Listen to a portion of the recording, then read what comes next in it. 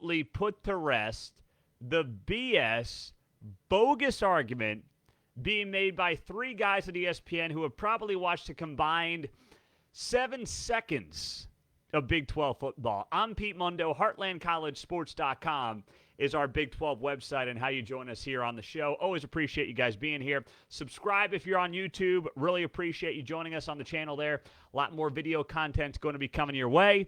And we're going to be diving into some of that right now as we reach millions of Big 12 fans each and every month. And that is because of you. So thank you, thank you, thank you, thank you. Okay. I don't know if you saw this clip on ESPN. I know none of us actually watch ESPN's First Take anymore, but I saw the clip on social media. So I saw the clip on social media, and it's a clip of First Take, and it's Stephen A. Smith, Paul Finebaum, and Christopher Mad Dog Russo. And these guys are talking about TCU, the Big 12, and the College Football Playoff. And the College Football Playoff rankings came out. TCU was 4th. That's exactly where they should be. And I'm totally fine with the rankings. K-State was 15, the highest-ranked 3-loss team. That's worth something. And then Oklahoma State was 22. So no real issues for the Big 12 teams in the rankings.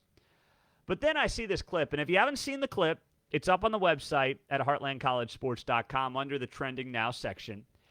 And Stephen A. Smith, talking about TCU, says he finds the schedule non-impressive, says Stephen A. Smith. He finds the TCU schedule non-impressive. Now, I hate to do this. I hate to get in the way of Stephen A. Smith's argument with something called facts, but I'm going to do it. The TCU strength of schedule on ESPN.com is 38. That is the best strength of schedule of any team ranked in the top 4. Georgia's strength of schedule is 44. Ohio State's strength of schedule is 60. And Michigan's strength of schedule is 82. TCU is 38. I've got to listen to Stephen A. Smith, who has watched less Big 12 football than my 4-year-old and my 18-month-old, tell me that TCU's schedule is not impressive. And that's the highest paid guy at ESPN, by the way. Neither here nor there. Just want to kind of make sure you note that. So when the guy pretends to talk about Big 12 football like he knows something or he's ever watched Big 12 football, just kind of understand where he's coming from here and what's actually going on. So that was number one. Stephen A. Smith saying, the TCU schedule's nothing. They go on this whole thing. It's not the old Big 12. It's not Texas. It's not Oklahoma. Please. Texas hasn't been, if we're going to sit here and say the Big 12's not good because Texas isn't good, then the Big 12 hasn't been good in 15 years. Because that's how long Texas has been mediocre since 2018, basically.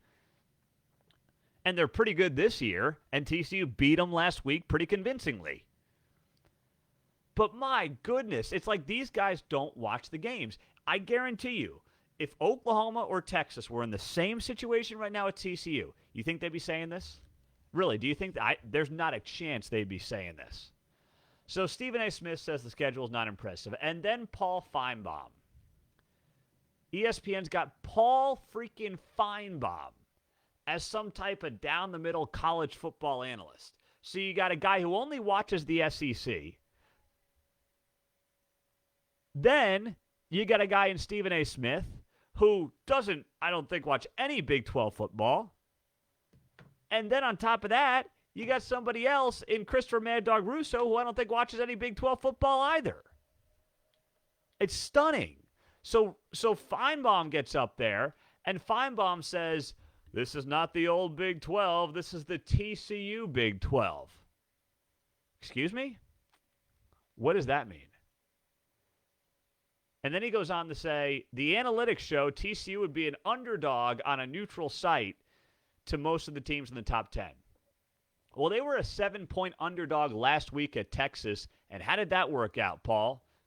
I mean, if we're just going to go based on what Las Vegas thinks at a neutral site, why do we bother playing the games? Like, why do we even bother with a season? If it's all about what Las Vegas would do in terms of favorites and underdogs at a neutral site. I mean, just forget September through November. Just forget it. Like, don't play the games. Just have your little preseason rankings, have your little bias, and let's just go right to the college football playoff. Screw it. Why bother? It is such a joke. Such a joke.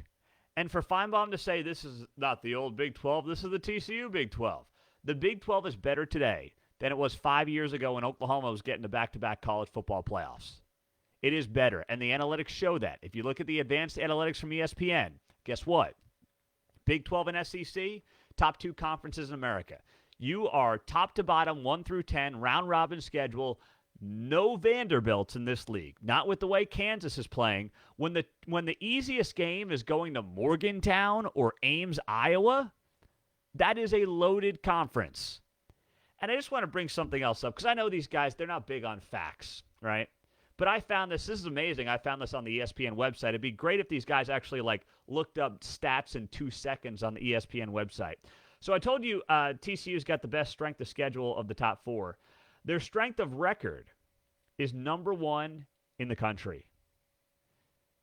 Georgia's is 2. Ohio State's is Georgia's is 2. Ohio State's is 4. Michigan is 5. Tennessee is 3. TCU has the number 1 strength of record in the country and the best strength of schedule of the top 4 teams. And ESPN puts these guys on TV to say they find the TCU schedule not impressive. This is not the old Big 12. This is the TCU Big 12. And then you wonder why so many fans, understandably, can't stand ESPN, especially from this conference. This is why I trust Brett Yormark, and I understand what he has done and why he's gotten back in the bed with ESPN.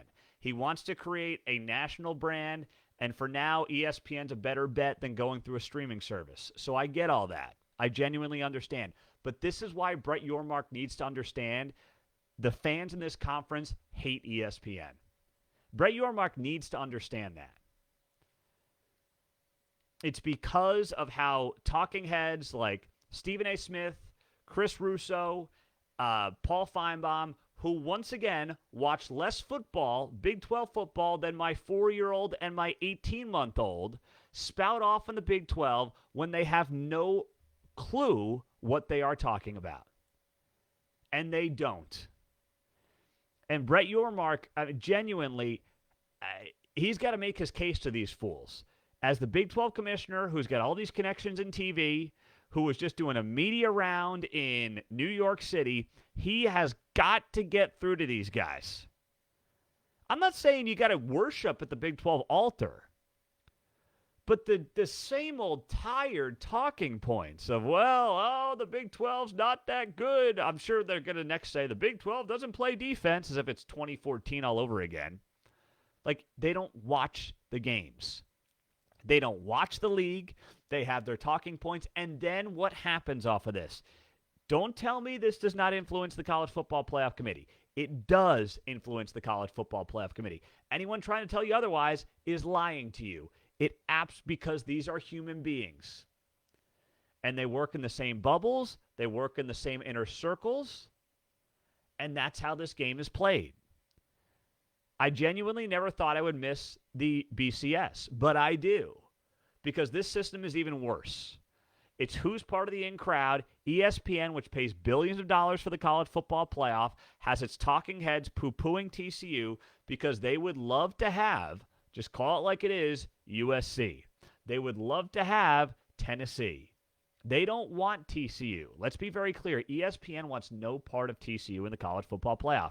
And when you're paying billions of dollars for a product and the selection process in terms of who goes on that product, being the college football playoff, is not based necessarily on record or who you've beaten, but a selection committee made up of human beings, it is as flawed of a system currently set up as you can find. That is indisputable. And the way TCU has been treated is completely ridiculous, because it's very obvious the people making these ridiculous comments don't even watch the games. They don't watch TCU, they don't watch the Big 12, and they have no clue what they're talking about. And ESPN just puts them on TV. Hey, how about a producer? I'm sure they've got 15 producers there. How about they say, hey, before we have the TCU conversation, you guys may want to have this information. TCU's got the best strength of schedule in the top 4. They've got the number 1 strength of record in the country. You might want that information before you go on air and say stupid stuff. No? Is that too much to ask? I don't think it is. I don't think it should be. But for ESPN, I guess that's a bridge too far. Subscribe to the show on YouTube. Share it on Facebook. We appreciate you guys being here. On Facebook Live, let's go through some of your comments. Not many of you are fans, obviously, of Stephen A. Smith or Paul Finebaum. That does not shock me or this audience. Cody writes, doesn't matter. K-State's going to knock him out of the conversation. Well, here's the thing, too, for TCU. TCU has to go undefeated. There's no other choice. Oklahoma got in as a one-loss Big 12 champ, but they're Oklahoma. It's about the name on the front of the jersey. That's what it's about. It's not about the name on the back. It's about the name on the front of the jersey. I hate to say it, but that's the truth. I don't think TCU can get in with one loss. Even though they would make a case, there would be an argument, I don't think they could do it. Certainly not if they win. If they don't win the Big 12 championship, obviously they're out. But even if they were to lose, let's say, a nail-biter at Baylor this weekend, I think it's over for them. The writing's on the wall based on what the committee has said and what the media has said, and the media will tear them down. It's unfair, but the media will absolutely tear them down. Thanks, guys, for being here. Subscribe to the show on YouTube. Find us on the podcast, Facebook, Instagram, and Twitter as well. I'm Pete Mundo, HeartlandCollegeSports.com. We'll talk to you soon. Have a great night.